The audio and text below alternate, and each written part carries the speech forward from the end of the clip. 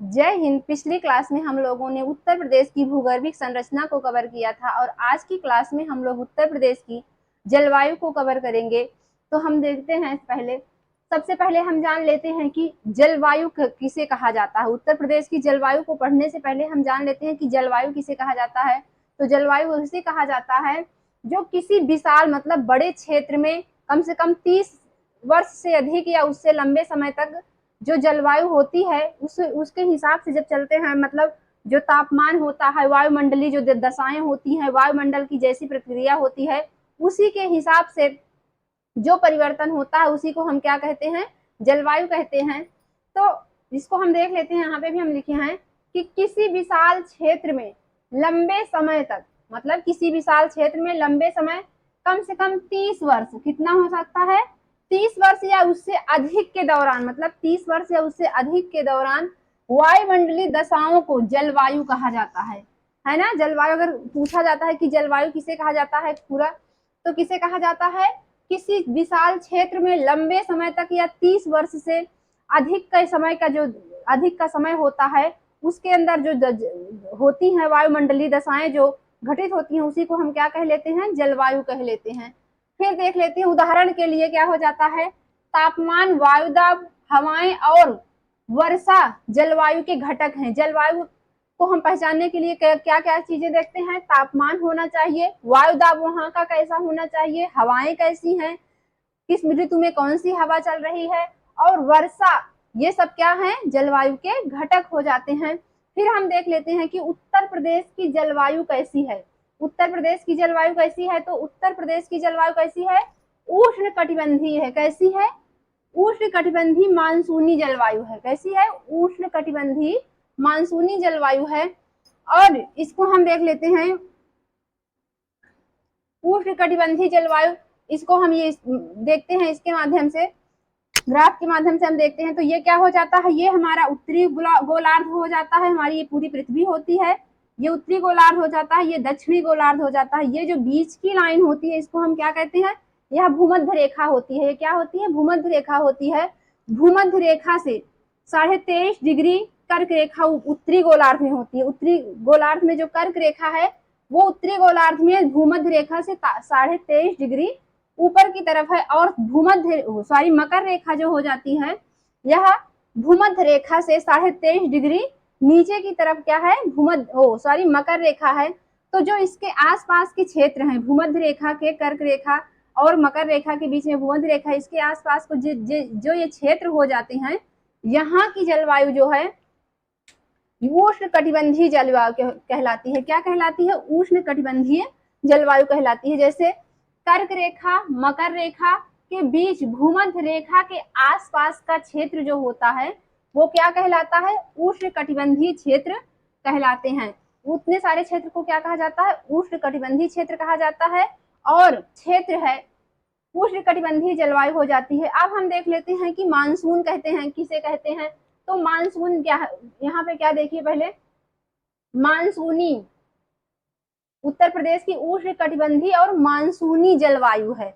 इसको हम देख लेते हैं, ऐसी पवनें जो ऋतु परिवर्तन के साथ अपनी दिशा परिवर्तित करती हैं उसे क्या कहते हैं, मानसून कहते हैं, है ना।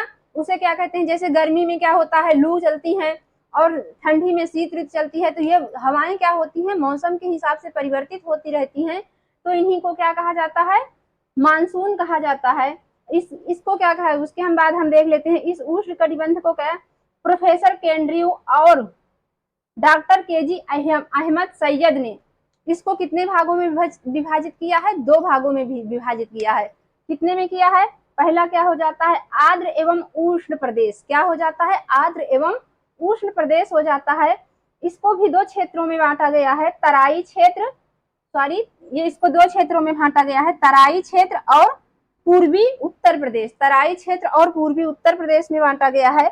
और उपाद्र एवं उष्ण प्रदेश, इन लोगों ने, प्रोफेसर केंड्रियो और क्या कहते हैं डॉक्टर काजी अहमद सैयद ने 2 भागों में बांटा है। पहला क्या हो जाता है, आर्द्र एवं उष्ण प्रदेश हो जाता है, दूसरा हो जाता है उपाद्र एवं उष्ण प्रदेश।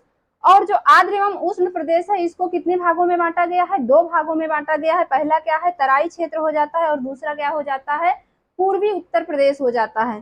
तो हम सबसे पहले कवर कर लेते हैं तराई क्षेत्र को, तराई प्रदेश को कवर करते हैं। तो तराई प्रदेश में औसत वर्षा कितनी होती है पूरे वर्ष में, मतलब औसत वर्षा कितनी होती है, तो 120 से 150 डिग्री सेंटीमीटर के बीच होती है। कितनी होती है? 50 सेंटीमीटर के बीच में होती है। और यहाँ का तापमान कितना है?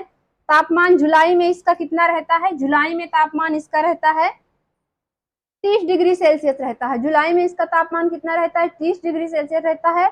और जनवरी में इसका तापमान कितना हो जाता है? 18 डिग्री सेल्सियस रहता है। और देखते हैं और इसके क्षेत्र कौन कौन सा है, कि मतलब तराई क्षेत्र का विस्तार कहाँ कहाँ तक हुआ है, इसका क्षेत्र क्या हो जाता है। तो कौन कौन से जिले में हो जाते हैं? सहारनपुर, बिजनौर, मुरादाबाद, रामपुर, बरेली, देवरिया, पीलीभीत, जौनपुर और अयोध्या आदि जिले आते हैं। मतलब कि ये सारे जिले कहाँ आते हैं? तराई क्षेत्र के अंतर्गत आते हैं।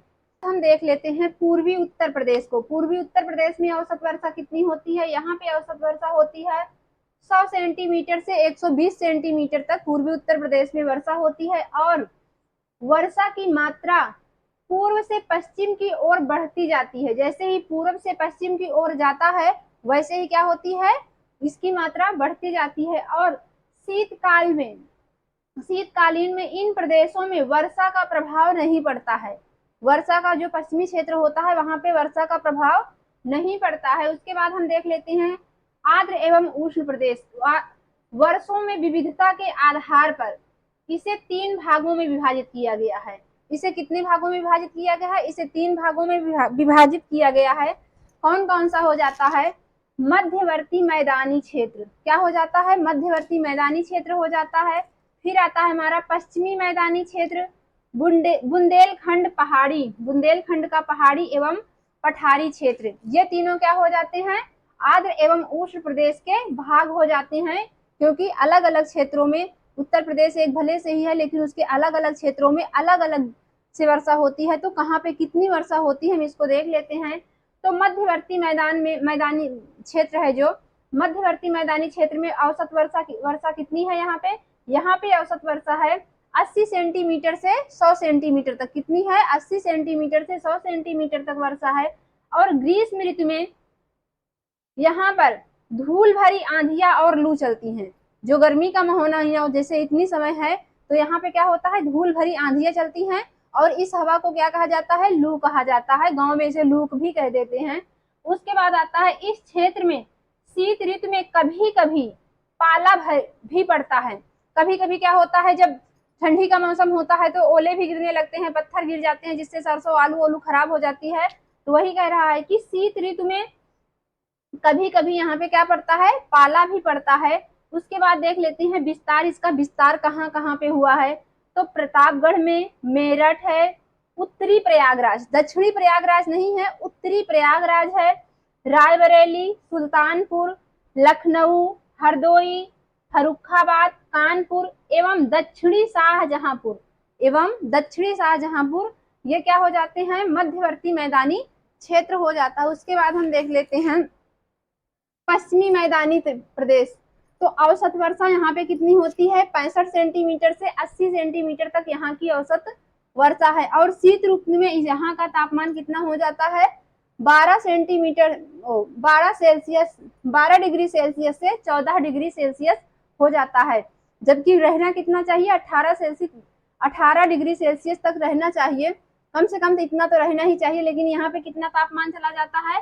12 डिग्री सेल्सियस से 14 डिग्री सेल्सियस तक हो जाता है। और विस्तार यहाँ पे इसका कहाँ कहाँ पर विस्तार है? किसकी जिले में? मैनपुरी, आगरा, गौतम बुद्ध नगर, बुलंदशहर, मेरठ, गाजियाबाद, इन प्रदेशों में, इन जिलों में इसका विस्तार होता है। फिर हम देखते हैं अब बुंदेलखंड का पहाड़ी एवं पठारी क्षेत्र। इसकी यहाँ पे औसत वर्षा कितनी हो जाती है? यहाँ पे औसत वर्षा हो जाती है 80 सेंटीमीटर। कितनी होती है? 80 सेंटीमीटर से 100 सेंटीमीटर तक यहाँ पर वर्षा होती है। शीत ऋतु में यहाँ का तापमान कितना हो जाता है? शीत ऋतु में यहाँ का तापमान रहता है 19 डिग्री सेल्सियस। कितना रहता है? 19 डिग्री सेल्सियस रहता है। और इसका विस्तार किस किस जिले में है? तो झांसी, ललितपुर, जालौन, हमीरपुर, महोबा, चित्रकूट, दक्षिणी प्रयागराज। बुंदेलखंड में क्या आता है, दक्षिणी प्रयागराज आता है, और मध्यवर्ती मैदानी क्षेत्र में क्या आता है, उत्तरी प्रयागराज आता है। ठीक है, ये था हमारा आज का टॉपिक, और इसको हम पार्ट 2 में या 3 में कवर कर पाएंगे, क्योंकि उत्तर प्रदेश की जलवायु का चैप्टर जो है थोड़ा बड़ा है। तो आज हम पहला पार्ट पढ़े हैं, कल हम दूसरा पार्ट पढ़ेंगे।